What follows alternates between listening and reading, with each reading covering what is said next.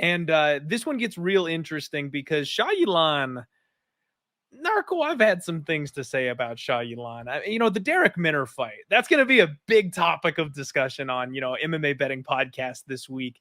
Everyone knows what happened. The whole James Krause situation, it's a big deal. Shayilan was the beneficiary of that whole situation. And here he is as a big favorite yet again in this spot. And frankly, I'm not convinced he's all that good. I mean, he's got a ton of experience.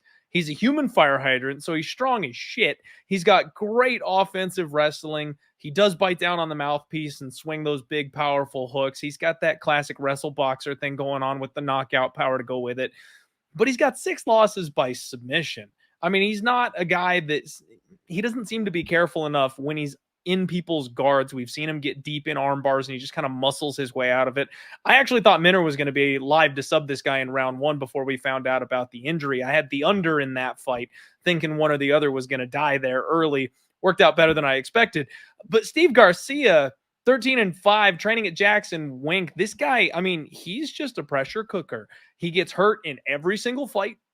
He wobbles, he does the stank leg, and then he punches his way back in if he can. The Ontiveros fight was a perfect example of that, where he got dropped, I think, twice, but he got wobbled like 4 times in the first round and then still came back to win that fight. I mean, this guy throws absolute fastballs. And my guy, Chase Hooper, our favorite curly-headed fuck, he is known for all of his durability. And this guy had him practically out on the feet, like folded him over with bombs. He hits so hard. And he's actually got 100% takedown defense so far in the UFC. Low level of competition, small sample size, but it bears being mentioned. And he actually has decent offensive wrestling himself. Like if he gets hurt, we've seen him shoot double legs and get on top of guys. Shayilan is not perfect when it comes to, his defensive wrestling. He's got a 40% takedown defense rating. I mean, if you guys haven't figured it out just yet, I think we've got an extremely live dog on our hands here, Narco. I actually think that Shayilan might be getting a little too much shine from his previous win, and Steve Garcia at plus 180 is super interesting to me. I also kind of like maybe another under. I feel like one of these guys can kill the other one in this fight too. What do you think? Yeah, I mean, I kind of agree with almost everything you said. Steve Garcia hits pretty hard. His straight left hand is there and it's cracking. I mean, he throws with everything. I was listening to his interview. He's like, I already know what he's going to do. He's going to try to come in and wrestle me. But, I'm going to throw my hands. I want to get him out of there. The guy just sounds like a mean guy. And his nickname is Mean Machine. So go figure. He's just, he fights mad. He gets clipped a lot on the feet, but he's tough. I mean, yeah, he got dropped against Ontiveros, but one of them was like an axe kick that landed really weird. And then he got only caught. Kick to ever land in the UFC. Yeah, and then he got caught with it when he's trying to throw a big left hand by Ontiveros and that's, the Ontiveros is a monster at 55 and he's really big. And he catches him and he hurts him there and then he decides to shoot. The thing that I like about Steve Garcia is I think he's resilient. I think he is very nasty, man, especially when he's on top of you. I mean, you saw what he did to Ontiveros on top. He absolutely murdered that guy. And I think the referee basically stopped it because he felt bad for Ontiveros. I mean, he was getting killed with elbows. So, in this fight, Shayilan, I do think he's going to ground. I know he has 100% takedown defense, but he just hasn't really faced these type of wrestlers. Like Shayilan's a powerful, short, stocky wrestler, man. You're not going to stop all of his takedowns. I do think he's going to ground this fight, but also when you watch Shayilan, like control, doesn't have very good control. He got reversed a couple of times against TJ Brown. He puts himself in submissions almost all the damn time, which is not a good look. And to be honest, the one thing I noticed with Steve Garcia is he does throw submissions off his back. He's got a triangle choke from bottom. He throws arm bars. He has pretty long limbs. So Shayilan does have to be careful, even though he takes him down. But Steve Garcia is the type of guy that's probably going to try to work back up. He's not going to just sit and lay there. It's either throwing up submissions or working his way back up.